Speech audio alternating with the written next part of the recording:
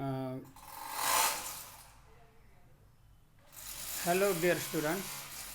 In previous video we have seen about the electrostatics, means what is electrostatics, what are the different types of charges, how charges are produced, what are different properties of charges, why it is called as electrostatics, how electrostatic branch of physics is important, and different aspects of electrostatics we have seen. So let us revive what we have seen in last video, that electrostatic is a branch of physics which deals with the property of static charges, the charges that are created due to the friction or induction, means the charges which are not moving, that charges produces around itself a field of attraction, and that field of attraction is called as electric field. To study the qualitatively and quantitatively the nature of this electric field, the Michael Faraday introduced one concept, and that is called as lines of force. And what is meant by lines of force, what are different properties of lines of force, that also we have seen in details. So electrostatic is a branch of physics which deals with the property of static charges. So what is electric charge?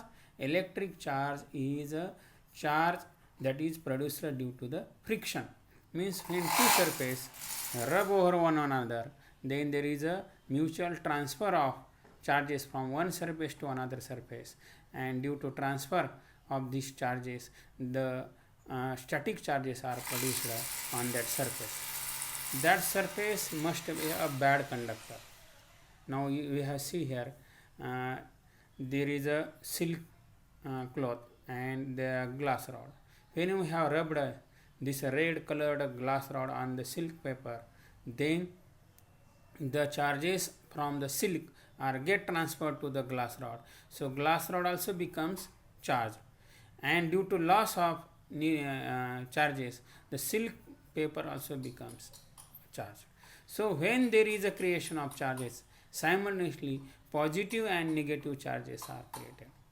Due to loss of one electron, the positive charge is created on the surface, and due to acquirement of electron, that surface becomes negatively charged.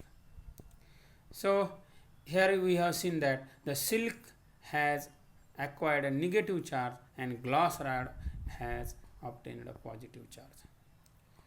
Means when the charges are transferred from glass rod to silk, the glass rod becomes, due to loss of electron, glass rod becomes positive charge and silk becomes negatively charged. So you can see here how the glass rod has become positive charge and silk paper becomes negatively charged.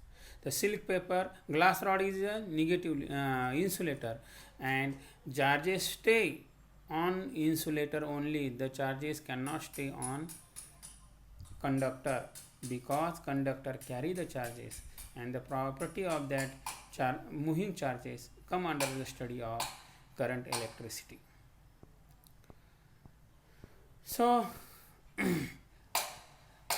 these charges means how we can measure the charges, what is the different properties of charges. You know that there is a force of attraction between the positive and negative charge, and there is a force of repulsion between like charges, means positive and negative charges repel each other, and this force of attraction or repulsion depends on the distance between the two charges. When the charges are closer, force of attraction or repulsion is more, and when the charges are apart, then force of attraction or repulsion is less. Means this inversely varies to the square of distance between the two charges. So we can say force of attraction or repulsion is directly proportional to the 1 upon r square. So these charges, how we can measure them? For measurement of charges, there is one unit that is called as a coulomb. So what is 1 coulomb? Just to measure the liquid, to measure the weight, we use the units such as liter or kilogram. To measure the liquid, we use the unit of millimeter, liter, and like in the same way, to measure the weight, we use the unit gram, kilogram, like this. Means to measure the charges which are deposited on the surface, how we can measure that charges? The unit for measuring these charges is called as a coulomb. So what is coulomb? Coulomb is a unit of charge, and if I take collection of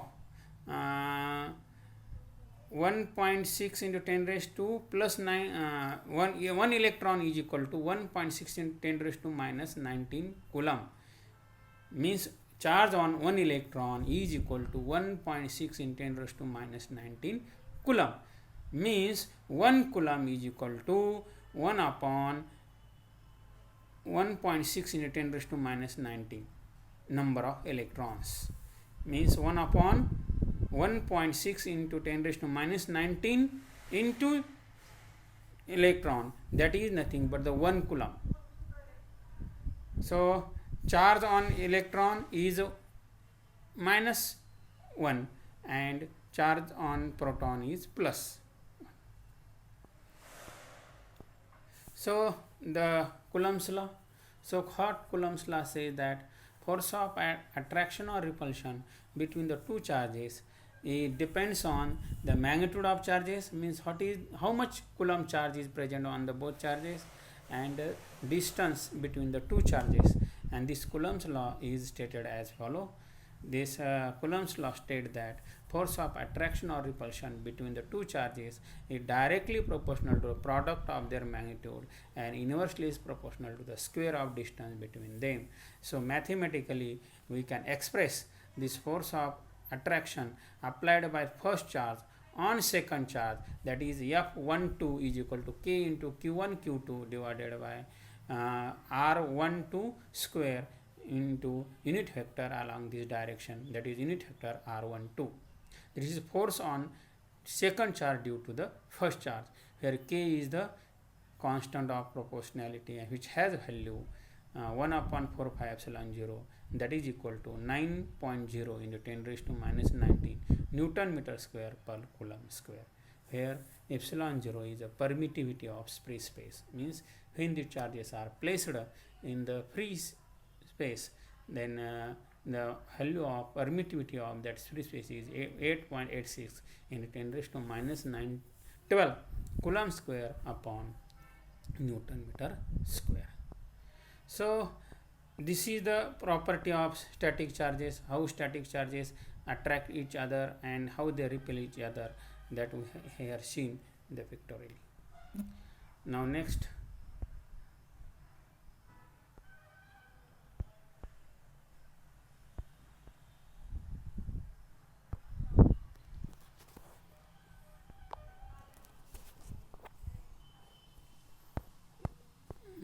is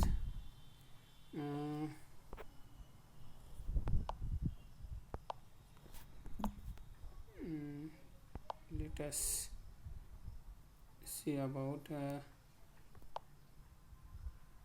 okay, 1 minute, we'll go to the next video. In order to go to the next video, let us see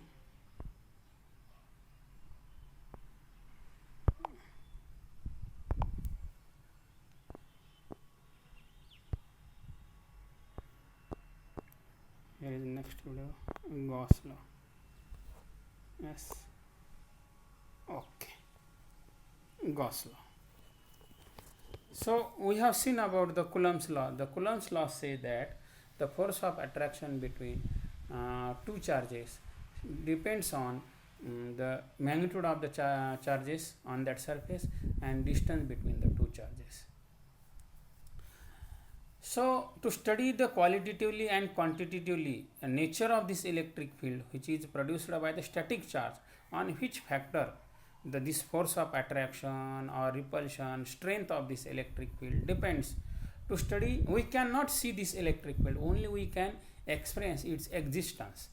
So to study qualitatively and quantitatively the nature of this electric field, the Michael Faraday give one concept that is called as the lines of force. Means from the charge, lines of force are originated, as shown in pictorial here.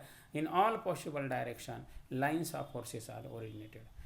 You have seen in last video that at these lines, name suggests it is not a lines, but it is a direction along which the force of attraction or repulsion applied by the static charge on any another positive or negative test charge. So these are the lines of force which are originated from the charged surface, which are they are originated perpendicularly in all possible direction. So Gauss law says that whenever there is another charged surface, bring in this electric field which is produced by the static charge, then what is the electric intensity of that electric field at that point, that can be defined as the total number of electric lines of force passing normally through that given area. Suppose in this electric field, if I placed the unit positive state test charge, then if I draw around itself a unit area, suppose say 1 centimeter square, then count total number of lines of forces passing normally through that unit area. That will give us a electric intensity. And if I placed any charged arbitrary charged surface area A, then what is electric flux? Electric flux is total number of lines of force passing normally through that given area. That electric lines of force should pass normally, then that is counted for the electric flux or electric intensity. So electric intensity E is the total number of lines of forces passing normally through unit area, and if this area is A, then flux over this area A is E into capital A, where E is the electric field intensity and capital A is the area. Now you can see here these are the electric lines of force, and this is arbitrary Gaussian surface, which is a closed surface. What is the closed surface? Closed surface means it is a surface like sphere. Closed box means from, if we are started from any point, after traversing through whole area, we can reach the initial point, that is called as a closed surface area, isn't it? So if these are the electric lines of force and this is the arbitrarily closed area, we then count the total number of lines of force passing normally through that area. That will give us a electric flux over that area. So this electric flux area can be calculated as this phi is equal to electric intensity E dot delta A, where delta A is the small surface area of this big area as shown in figure. And in order to calculate total flux over this closed surface, then we have to integrate phi is equal to summation E dot delta A, where delta is small area of this given area, and delta capital E is the electric intensity at that point. Then total flux over that closed surface is equal to summation E dot delta A. Means we have to take the summation of all such a small delta area A. That will give us a total area. That means it is a summation, but it is a continuous summation. That can be continuous summation is called as integration, that is closed integration. So electric flux phi is a closed integral E dot dA, where dA is a small area element of this surface area, and E is the electric field intensity at that point. So what is Gauss law? Gauss law says that electric flux over the closed surface of any shape, then that electric flux is equal to total number of electric charges placed inside the surface. That will shown you in a very better manner here. Suppose this is the cylinder, which is a closed surface area, and in that surface area we have placed the charges inside it. Then electric flux over this closed cylinder will be equal to the algebraic sum of total charges enclosed by that surface. What is algebraic charges sum? Algebraic sum means some charges may be positive, some charges may be negative. Suppose there are 10 positive charges, 2 negative charges at some point. Again at another point there are 5 positive charges. Means what is the total charge? First 10 positive charge, at the another point there is a plus 5 positive charge, and at third point there is a minus 2 negative charge. Means total charge is plus 13. That is called as a algebraic sum. Algebraic sum means we have to consider the sign of the charge, not only the magnitude of charge. That is called as algebraic sum. So Gauss law states that for a closed surface of any shape having any number of charges situated inside it at any position, total normal electric flux or electric induction over that closed surface is equal to the algebraic sum of charges enclosed by that surface. So here suppose this is the closed cylinder. The closed cylinder has a two circular surfaces and one curved surfaces. So if I place charges inside this cylinder, then these charges have electric field intensity in horizontal direction. So this electric intensity is perpendicular to this circular surface only, and at the curved for this curved surface the electric intensity is parallel. Means the electric lines of force are passing normally through this area only, and as this electric intensity passing normally through this area, then electric flux inside the cylinder is contributed by this only the circular surfaces. So Gauss law states that electric flux over any closed surface is equal to total charge enclosed by it divided by epsilon 0. So phi is equal to q enclosed divided by epsilon 0. And what is phi? Phi is nothing but closed integral E dot dA. So phi, that is nothing but E dot dA, is equal to q enclosed divided by epsilon. This is called as a Gauss law. If we compare the Gauss law and Coulomb's law, then you will see here the Gauss law and Coulomb's law are identical. So what is Gauss law? Epsilon 0 into closed integral E dot dA, that is equal to q enclosed. But as electric field intensity is the constant for a given charge, then it can take out of the integration. So E dot epsilon 0 capital E closed integral dA is equal to q, that is total charge. And any closed surface area, suppose I have drawn around this charge q at a distance, and from this charge q at a distance r we have to determine the electric intensity, that is say E. So what is closed area around it? That will be the sphere. That will be the sphere. So integration dA is nothing but the surface area of sphere, and surface area of sphere is the 4 pi r square. So epsilon 0 capital E into 4 pi r square is equal to q, where q is the charge inside that Gaussian surface. So electric intensity will be E will be equal to 1 upon 4 pi epsilon 0 q upon r square. So in this way, this is the electric field intensity that we have derived from the Gauss law.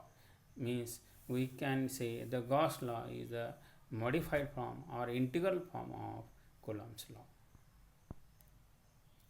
Okay, there are some examples that I want to share with you. If you solve this example, then you will get a clear idea of Gauss law. So in this above figure, you will see here there is a closed surface area, arbitrary closed surface area, and in that arbitrary closed surface area there is charge at q1, charge at q2, and charge at q3. q1 is a positive charge and q2 and q3 are negative charge. And on this, in this closed surface, there is a one coin you can see here, and there are q4 and q5 charges also. Q4 is positive and q5 is negative, but they are the outside the closed surface area. Then how we can calculate the electric flux over that coin?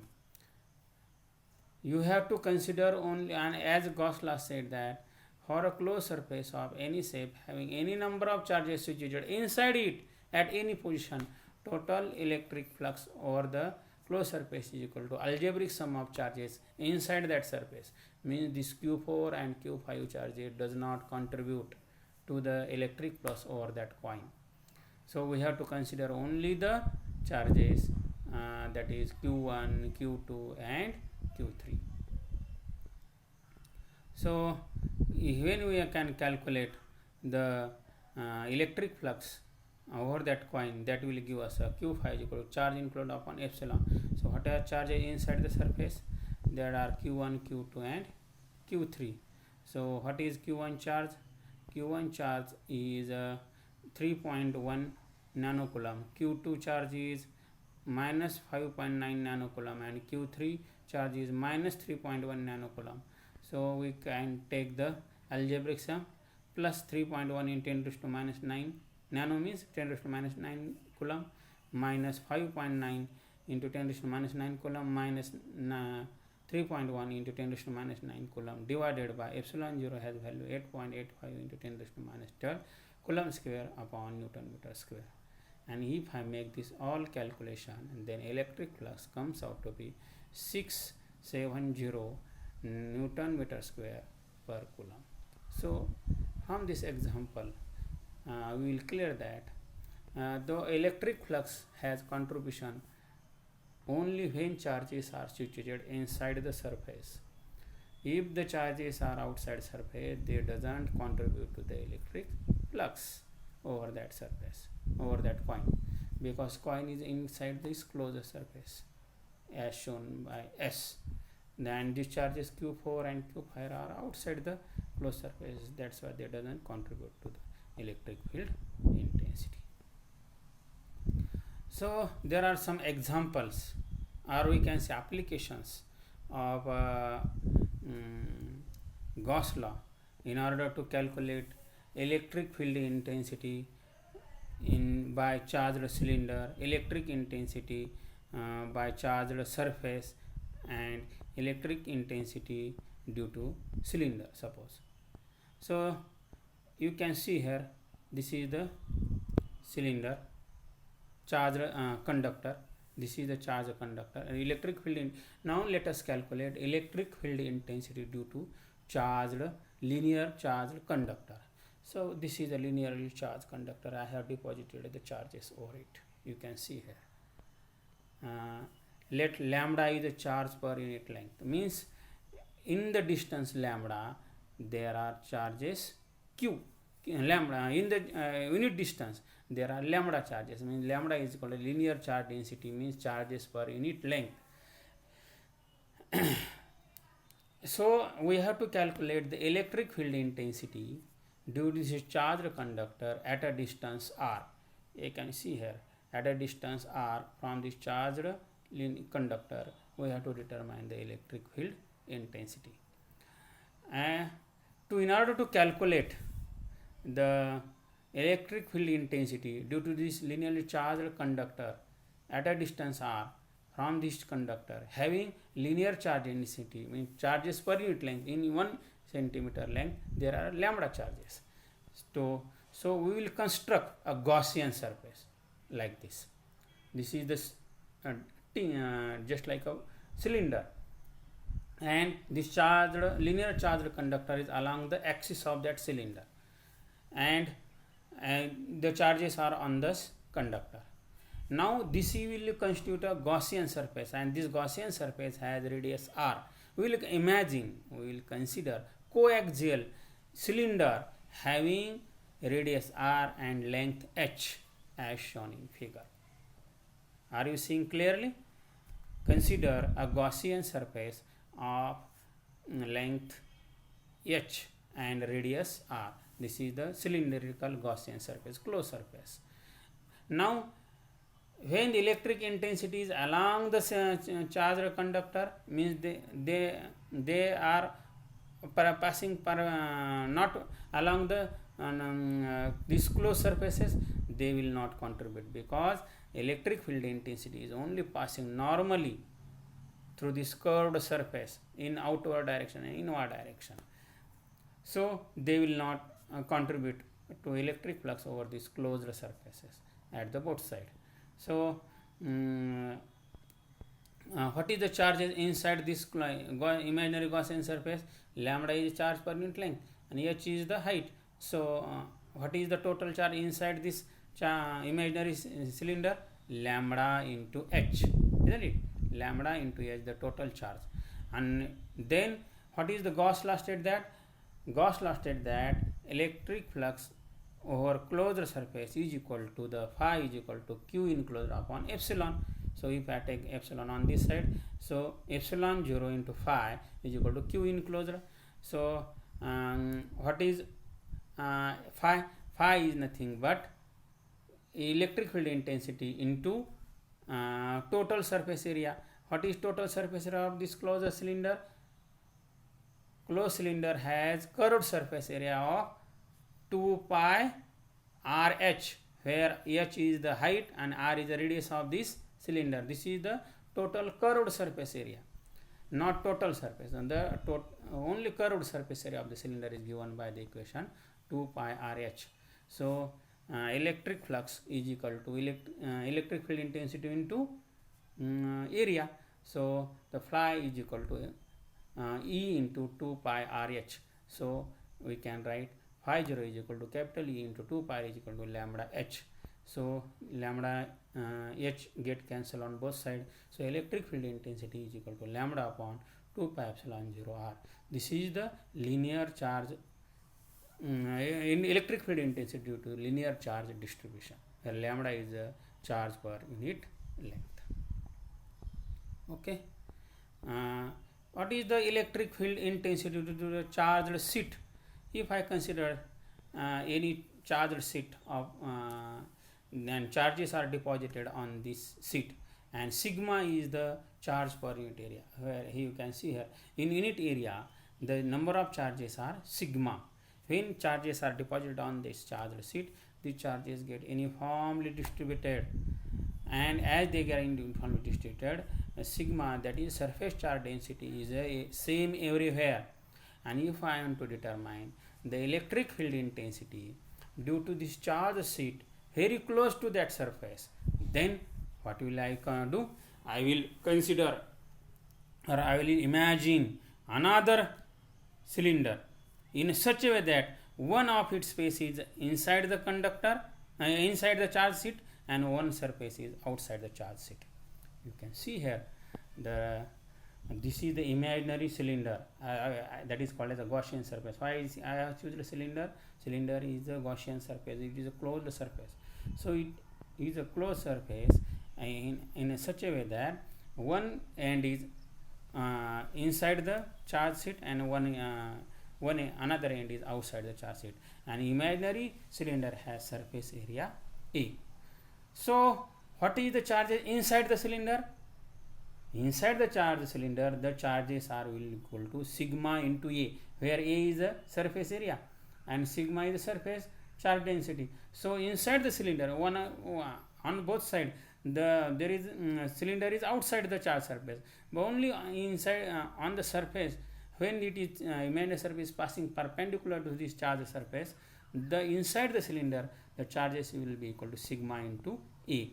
And what is the Gauss law state? That Gauss law state that closed integral E dot dA is equal to charge Q charge enclosed, and epsilon is a permittivity, and I have take the closed integral, means we have to calculate the electric field intensity due to this charged sheet, and I have considered small area A, delta A here, and if I integrate, then that will give us a total electric flux, that will give us a total surface area, and we have to calculate the electric field intensity very near to the charged conductor.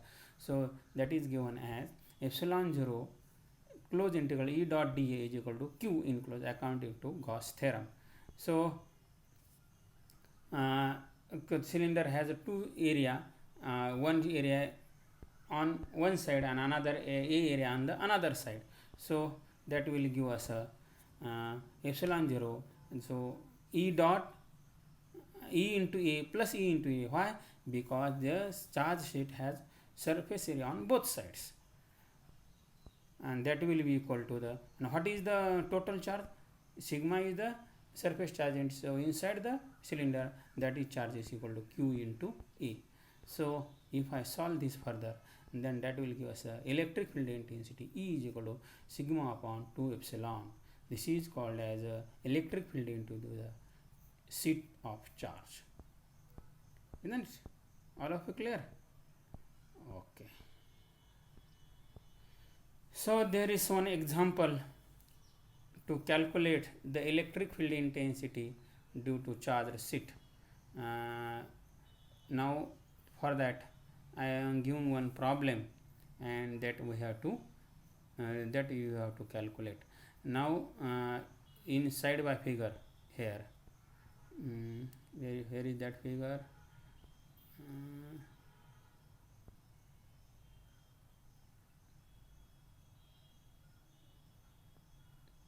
17A.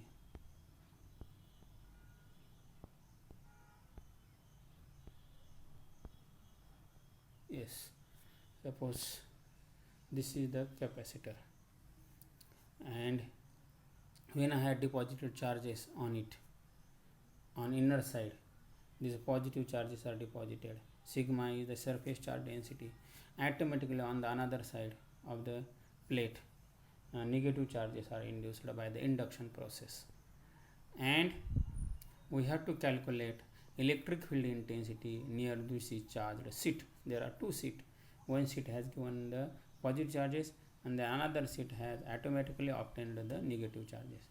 So to calculate electric field intensity inside this two sheet, very near to the charge sheet, then let what is the surface charge density? Let take the magnitude of surface charge density are 6.8 in microcoulomb per meter square.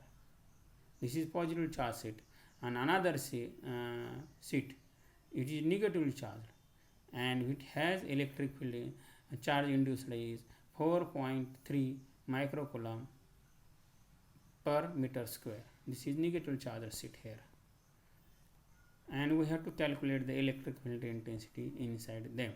Then according to the Gauss law, that can be given by this expression: electric field intensity is equal to sigma upon 2 epsilon 0, means 6.8 into 10 raised to minus 6 beta microcoulomb into 2 into 8.85 into 10 raised to minus 12 coulomb square Newton meter square. And if I make this calculation, then electric field intensity inside these two sheet will be equal to the 3.84 into 10 raised to 5 Newton per coulomb. Okay, so in this, these are the some examples of Gauss law. So what Gauss law say that electric flux due to the charged surface area E is equal to the electric intensity multiplied by that electric field intensity into the area. The electric flux is equal to the total charge enclosed by that surface. If this electric field is changing, then changing electric field produces magnetic field, that we have seen in electric flux. This is the Poisson's equation. How we can obtain this Poisson's equation? Let us see. You know that if electric field is varying, it produces magnetic field, and magnetic field is varying, it produces electric field. In 12th standard, you have also seen about the Faraday's law. What Faraday's law says that whenever magnetic flux linked with the coil changes, it produces the electric field inside it. Means it produces electric current, EMF produced inside the conductor. Suppose this is the magnet, one magnet is placed near the conducting coil, and this magnet is moved to or fro, means away from the coil or towards the coil.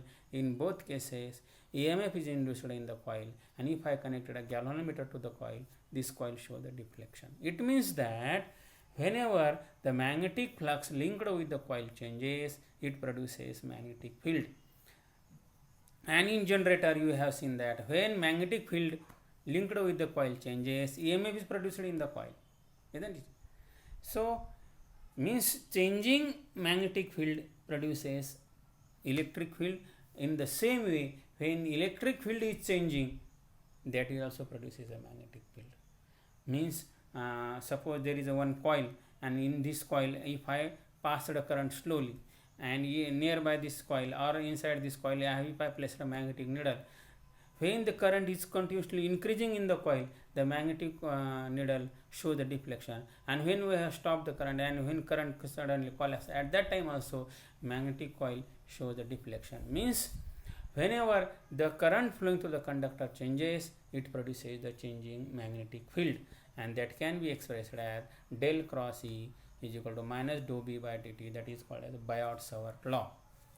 But if in static electric field is not changing, means if I take the del cross E, means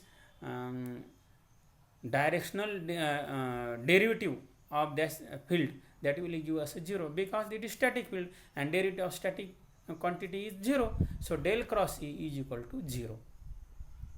And we know that electric field intensity is a negative gradient of electric potential, that also we already know. So and del dot D, where D is called as the displaced current, and current, the del dot D is equal to rho. So what is value of D? Del dot D is equal to rho. So del dot epsilon 0 delta V, कारण E ची value काय है? What is value of E? E is minus del V. So epsilon 0 del V is equal to minus rho. So that will give us a del square V is equal to minus rho by epsilon, and this is called as the Poisson's equation. So what is Poisson's equation?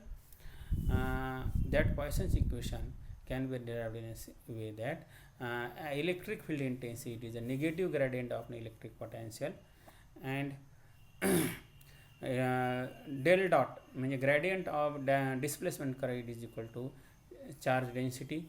So what is del dot? D is nothing but D means D is equal to epsilon E. D is equal to epsilon E. So we can put here epsilon in if I multiply by epsilon on both sides, then it will becomes E is equal to epsilon into delta V. Epsilon into delta V. So del dot E चे value काय येणार? What will the value of E? Del dot epsilon delta V is equal to minus rho. So if I take epsilon out of this derivative, del dot del V is equal to minus rho. So del square V is equal to minus rho upon epsilon. This is called as a Poisson's equation. What is Laplace equation? If in Poisson's equation, what is let us see here. What is del square? Del square is a del square V dou bar square V upon dou x square, dou bar square V upon dy square, dou bar square V upon dou z square, means it is a double derivative of along three Cartesian coordinate axes x, y, z. Del square, that is called as a Laplace operator. The partial second order partial derivative of potential along three Cartesian coordinate axes, that is called as a Laplace operator. And in Poisson's equation, if charge density is 0, then if I put the value of that, then del square V is equal to 0 in uniform electric field. That's why this del square V is equal to 0 is called as a Laplace equation. And we will stop here.